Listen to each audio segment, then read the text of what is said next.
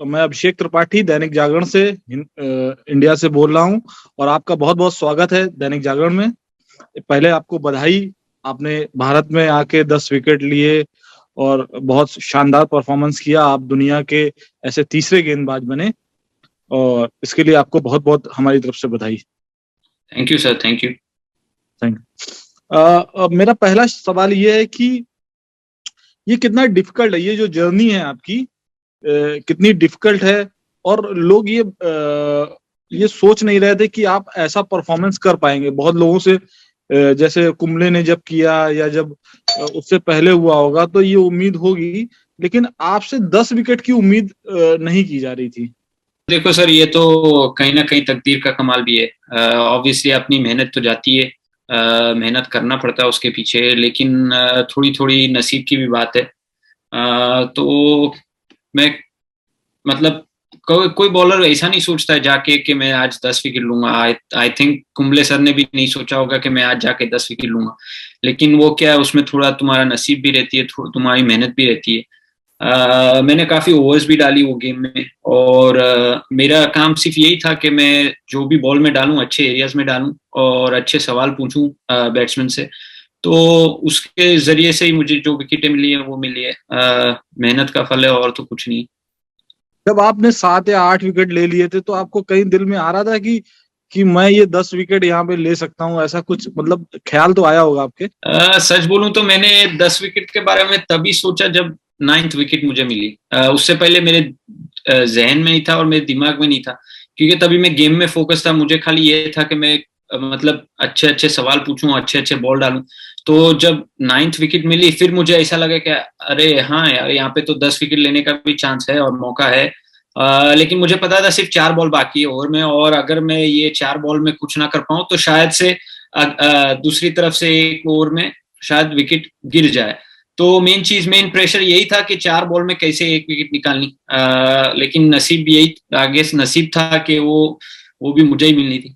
तो कभी कभी ऐसा भी होता है ना, जब 7-8 विकेट लेते हो और सामने वाला अच्छा बॉलर बॉलिंग कर रहा होता है तो आपको लगता है कहीं ये विकेट ले गया तो मेरा तो 10 का काम 10 का जो है काम खत्म हो जाएगा। वो पॉइंट तक तो मैं सच बोलूं तो इतना थका हुआ था बॉलिंग कर करके कि वो मेरे जहन में सिर्फ यही था कि कैसे जल्द से जल्द विकेट ली जाए ताकि हम चेंजिंग रूम में पहुंच जाए, थोड़ा आराम मिले। तो मेन चीज तो यही थी कि जल्द से जल्द इंडिया को आउट करे, ऑब्वियसली कम से कम रन में, ताकि हमारे पास में कोई चांस रहे गेम में। लेकिन उन्होंने ऑब्वियसली काफी अच्छी बैटिंग की पहली इनिंग्स में, जिससे उन्होंने पूरा गेम बना लिया। और उनकी बॉलिंग भी पहली इनिंग्स में काफी अच्छी थी, तो हमारे से गेम छीन लिए उन्होंने पहली इनिंग्स में। अच्छा, इंडिया में कुछ इस तरीके के परफॉर्मेंस होते हैं तो प्लेयर्स की लाइफ चेंज हो जाती है। जैसे अभी नीरज चोपड़ा ने गोल्ड मेडल जीता ओलंपिक में, तो उनकी लाइफ सडनली चेंज हो गई। आप यहाँ के क्रिकेटरों को देखते ही होंगे कि जो अच्छा परफॉर्म करते हैं उन्हें आईपीएल में कॉन्ट्रैक्ट मिल जाता है, अच्छे ऐड मिल जाते हैं। तो आपकी लाइफ कैसी चेंज हुई?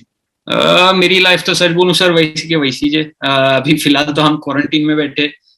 7 दिन इधर होटल की क्वारंटीन है, फिर बाद में 3 दिन घर पे क्वारंटीन है, फिर बाद में सबसे मिलने का मौका मिलेगा। तो सच बोलूं तो ये दीवारों के बाहर क्या चल रहा है मुझे तो कुछ पता नहीं।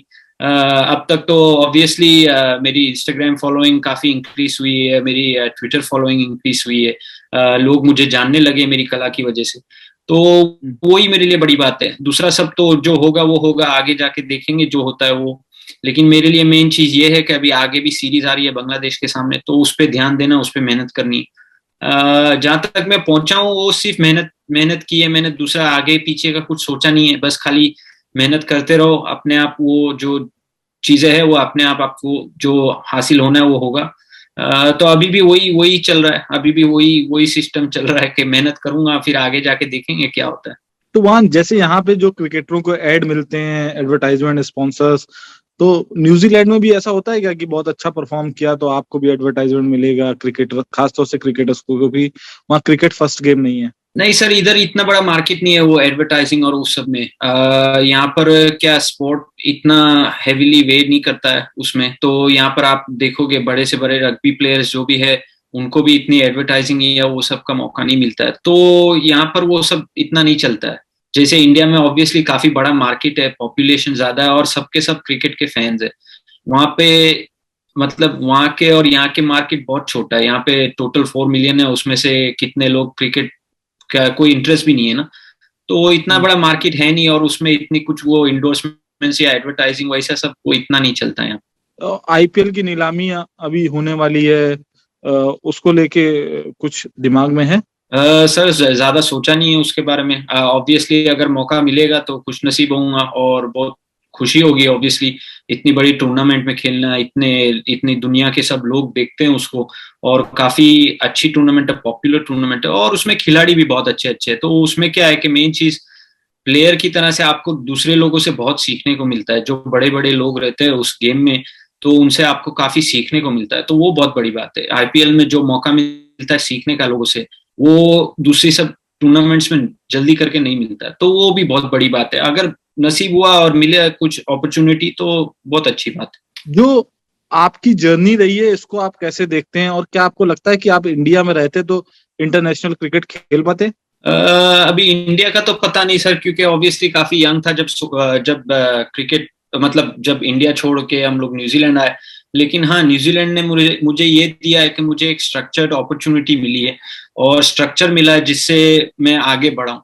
और यहाँ पर जो लोग ने मेरी जो जर्नी में मुझे हेल्प किया, जो मदद की है, वो ऑब्वियसली इंडिया में तो वो नसीब, यहाँ पर नसीब लिखा तो यहाँ पर ही मिले। शायद इंडिया में वैसे लोग नहीं मिलते, तो वो मेरी जो स्किल है और जो मेरी ट्रेनिंग है वो शायद बढ़ती नहीं, तो शायद मैं वो लेवल तक पहुंचता नहीं।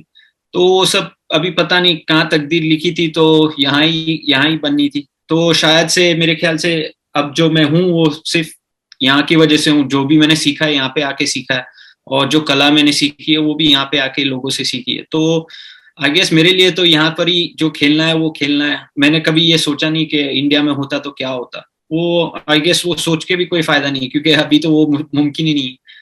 ये 10 विकेट लेने के बाद जब फैमिली से बात हुई, अभी आप मिल नहीं पाए होंगे, फोन पर बात हुई, और मतलब उनकी जो खुशी थी, उसने आपको किस तरीके से खुश किया, और मतलब वो एक अलग जॉय होगा जो आप बता सकते हो?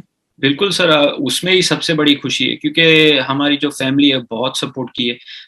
अम्मी अब्बा, मेरी वाइफ, मेरी दादी, मेरी नानी, मेरे चाचा लोग, मेरे कजन्स लोग, सब लोग मेरी जर्नी में कहीं ना कहीं सबने सपोर्ट किए, और आज तक भी सबकी दुआएं मिलती रहती है। तो मेरे लिए बहुत खुशी की बात है कि वो जो खुशी उनको महसूस हुई है, मेरे सक्सेस में उनको जो खुशी मिली है, उसके लिए मैं बहुत बहुत शुक्रगुजार हूँ, क्योंकि उन्होंने भी बहुत मेहनत की है मेरे पीछे। तो उनको खुश देखना वो मेरे लिए बहुत बड़ी बात है। मेरे लिए जो 10 विकेट है वो ठीक है, 10 विकेट है, लेकिन उस 10 विकेट से जो खुशी सबको मिली है, वो मेरे लिए उसमें कोई वैल्यू ही नहीं है, ऐसा बोल सकते हैं। तो मुझे पता चला था कि आप मुंबई में आते थे, तो मैक्लिगन से आप टिकट लेके और आईपीएल मैच भी देखने जाते थे? जी जी, वो मेरा अच्छा दोस्त है। तो न्यूजीलैंड से उसकी पहचान, न्यूजीलैंड में उसकी पहचान है मेरी और उसकी। तो जब भी मैं इंडिया आता था, यूजुअली तब आईपीएल का दौर रहता था, क्योंकि हमारा सीजन यहाँ पे समझो अप्रैल में पूरा होता है, उसके बाद में इंडिया में आईपीएल चालू होता था। तो वही मेरा मौका रहता था छुट्टियों का, तो मैं उससे बात करके उसको बोलता था मेरे को थोड़ी टिकट्स तू सॉर्ट आउट कर दे, तो मैं आके मैच देखूं। तो वो मेरे को हमेशा बेचारा वो सॉर्ट आउट करके दे देता था, तो मैं आता था मुंबई की गेम देखने। और जो क्राउड में जो जो इंजॉयमेंट है इंडिया का, और जो क्राउड है वो मैं महसूस करता था, और मैं हमेशा सोचता था ऐसे क्राउड के सामने खेलना कितना मुश्किल होगा, क्योंकि क्राउड की जो आवाज है वो आपके बाजू में जो बैठा है, आप उनसे बात करो तो उनकी आवाज आपको नहीं पहुंचती है। तो बाहर जो प्लेयर्स लोग खेल रहे हैं, तो उनको कैसे कम्युनिकेट हो पाता, या कैसे वो एक दूसरे से बात कर पाते, और इतने प्रेशर में कैसे खेल पाते। हालांकि ये सवाल बहुत लोगों ने पूछा होगा, लेकिन मुझे ये मतलब एक रिचुअल है, ये पूछना पड़ेगा कि आप मुंबई में पैदा हुए, मुंबई में आपने वानखेड़े में 10 विकेट लिए, इंडिया के हैं आप, इंडिया के खिलाफ आपने 10 विकेट लिए। क्या किसी दूसरी टीम के खिलाफ और क्या किसी दूसरी जगह आप 10 विकेट लेते तो वो उसकी और इसकी में कुछ अंतर होता है या सेम होता है? सर देखो, मुझे कोई दूसरी टीम होती तो उसमें कोई फर्क नहीं होता, लेकिन मेरे लिए ये बहुत बहुत बड़ी बात है कि मेरी मेरी इच्छा थी हमेशा कि मैं मुंबई आके खेलूं। फैमिली उधर जो रहती है वो मुझे खेलते हुए देख पाए, वही मेरी सबसे बड़ी इच्छा थी। और जब मैं पहले दिन भी जब मैं वानखेड़िया आया था खेलने के लिए, तो मेरे लिए सबसे बड़ी और खुशी की बात यही थी कि मैं वानखेड़िया में खेल रहा हूँ। बस मुझे खेलना था, दूसरा दूसरा कुछ सोचा ही नहीं था, बस वही मेरे लिए बहुत बड़ी बात थी। तो आई गेस वो भी नसीब की बात है कि जो परफॉर्मेंस मिला गया और जो परफॉर्मेंस किया वो तो तकदीर में कहीं ना कहीं लिखा हुआ था, तो वो बहुत बड़ी बात थी। लेकिन मेरे लिए सबसे बड़ी खुशी यही थी कि मैं वानखेड़िया में खेल रहा हूँ, एक तो मुंबई का लड़का, फिर बाद में पहली बार वापस आ रहा हूँ क्रिकेट के लिए इंडिया में, और वो भी वानखेड़िया में खेलने का मौका मिला, तो वो बहुत बड़ी बात है मेरे लिए। वो काफी स्पेशल था मेरे लिए, खाली वो वानखेड़िया में उतरना और पहली बार जब बॉलिंग करना सब करना, क्योंकि कई बार स्टैंड्स में बैठ के भी मैंने देखा हूं ना मैच, तो मेरे को ऐसा था कि कभी कोई मौका मिलेगा इधर खेलने का, कभी सोचा नहीं था कि मौका मिलेगा। तो अब जो मुंबई के आपके रिलेटिव हैं, जो परिवार के लोग हैं, वो भी सेलिब्रिटी टाइप का फील कर रहे होंगे, अब लोग उनसे भी कह रहे होंगे कि जब एजाज आए तो मुझे एक बार मिलाना जरूर उनसे। हाँ जी, वो उनको भी बहुत अच्छा लगा ऑब्वियसली कि मैंने इतना अच्छा परफॉर्मेंस दिया और इतना अच्छा परफॉर्म किया, और मेन चीज क्या, उनको भी बहुत बहुत खुशी मिली है, और उन्होंने भी कहीं ना कहीं मेरी जर्नी में साथ दिया है, तो उनके लिए भी बहुत बड़ी बात है। और ऑब्वियसली अभी तो लोग उनसे भी पूछते कि अच्छा वो तुम्हारा भांजा है, अच्छा वो तुम्हारा भाई है, अच्छा वो तुम्हारा बेटा है, ये वो, तो ऑब्वियसली उनको भी अच्छा लगता है, उनको भी थोड़ा गर्व महसूस होता है। हम्म। और मेरा तो ऐसा है कि मैं तो, वो कभी फोन लगा देते, उनको किसी से बात करवानी तो बात भी कर लेते, ऐसा कुछ नहीं है। लेकिन उनको जो खुशी मिलती है उसमें भी मेरी खुशी है। तो अब आपका आगे का क्या टारगेट है, और कैसे इस जर्नी को आगे बढ़ाएंगे, इसके लिए क्या रोड मैप है? अभी सिंपल है, मेरा मेरा हमेशा से अप्रोच एकदम सिंपल रहा है सर, कि मैं मेरा गेम इंप्रूव करते रहूँ, मैं मेरे गेम पे मेहनत करते रहूँ। और अभी इंडिया से भी जो टूर से आया, मुझे एक दो चीजें हैं जो मुझे लगता है जिस पे मैं मेहनत करूँ तो और अच्छी बॉलिंग कर सकता हूँ। तो अभी मेन चीज ये है कि जब मेरे को थोड़ा ऑफ टाइम मिलेगा तो मैं कोचिज से अप्रोच करूंगा और उनसे बातें करूंगा, उनसे डिस्कस करूंगा, ये जगह है जो मुझे लगता है कि मैं थोड़ा इम्प्रूव कर सकता हूँ, मेरी ये आइडियाज है, तो आप क्या सोचते हो। पहले तो मशवरा करूंगा, लोगों से ओपिनियंस लूंगा, फिर बाद में जो भी एडजस्टमेंट करनी है, जो है गेम में इम्प्रूव करना है वो करना है। और दूसरा क्या है कि अभी हम लोग की ये सीरीज आ रही है बांग्लादेश के साथ में, अगर उसमें मौका मिलता है तो ऑब्वियसली वापस वही मेहनत रहेगी कि अच्छे से अच्छा परफॉर्म करूं और न्यूजीलैंड के लिए कुछ कर पाऊं। तो जब आप इंडिया आए होंगे तो आपने, जैसे बाकी लोग रिसर्च करते हैं, क्या इस तरीके से कोई रिसर्च करी थी कि इंडियन प्लेयर ऐसे खेलते हैं, वो स्पिन को ऐसे खेलते हैं, वहां पे पिच ऐसे होती है? और जिस दिन आप 10 विकेट ले रहे थे, आपको क्या मतलब गेम प्लान था कि मैं इस प्लेयर को ऐसे फंसाऊंगा, या मैं इस ये बॉल डालूंगा तो विराट ऐसे आउट होगा, या कोई क्या क्या गेम प्लान था आपका? हाँ, वो हम हर एक टूर में हम करते हैं, हमारे जो बॉलिंग कोच है शेन जर्गनसन, तो उनके साथ में बैठ के हम एनालाइज करते हैं कि कौन बैट्समैन कैसे खेलते हैं और किस तरह से खेलते हैं, फिर बाद में उस हिसाब से हम गेम प्लान बनाते हैं। और लेकिन मेन चीज क्या है कि वो गेम प्लान दिमाग में रहता है, लेकिन कभी कभी क्या है कि जब गेम के लिए आप खेल रहे होते हैं तो सिचुएशन अलग होती है, और बैट्समैन कभी कभार कुछ अलग तरीके से खेल रहा होता है, तो वो आपको बारीकी से नजर आता है, तो आप अपना गेम प्लान एडजस्ट करते हो। बेसिक गेम प्लान तो रहता है मोस्टली स्पिन के तौर से, अगर आप इंडिया में देखा जाए तो बॉल अगर ज्यादा टर्न हो रहा है तो आपको off stump, middle end off stump की लाइन पकड़ के रखनी है, और हमेशा स्टंप्स को वो रख के ही रखना है। लेकिन कभी कभी क्या है कि गेम सिचुएशन चेंज होता है, हो जाती है, अभी बैट्समैन कुछ ज्यादा अटैक कर रहा है तो आप थोड़ा स्लो और थोड़ा वाइड डालेंगे, तो वैसे वो छोटी छोटी एडजस्टमेंट्स करनी पड़ती है गेम में, उस हिसाब से जिस हिसाब से बैट्समैन आपको खेल रहा है। लेकिन मेन एक गेम प्लान तो रहता है, हर एक का थोड़ा अलग अलग रहता है, क्योंकि आपको पता है कि वो कहाँ बाउंड्रीज मारते, कहाँ चौके मारते, कहाँ सिक्सर्स मारते, तो और कहाँ उनकी विकेट्स ली गई है पहले पास में, तो उस हिसाब से गेम प्लान बनता है, लेकिन वो हमेशा मतलब गेम के अंदर तो चेंज होते रहता है। गेम के अंदर बॉलर का अपना दिमाग बहुत मतलब जरूरी होता है, क्योंकि आप कागज में जो भी गेम प्लान बना लें, वो गेम प्लान जरूरी नहीं है कि मैदान में भी काम करे, क्योंकि सामने वाली टीम भी अपना गेम प्लान बना के आती है। तो आपके लिए, आपने उस दिन 10 के 10 विकेट लिए, तो वो कौन सा विकेट आपको, कौन सा प्लेयर ऐसा लगता है जिसका विकेट लेना आपको अच्छा महसूस करता है कि हाँ यार, ये बॉल मेरी बहुत अच्छी थी और इस प्लेयर को आउट किया तो मेरे लिए बहुत अच्छा रहा?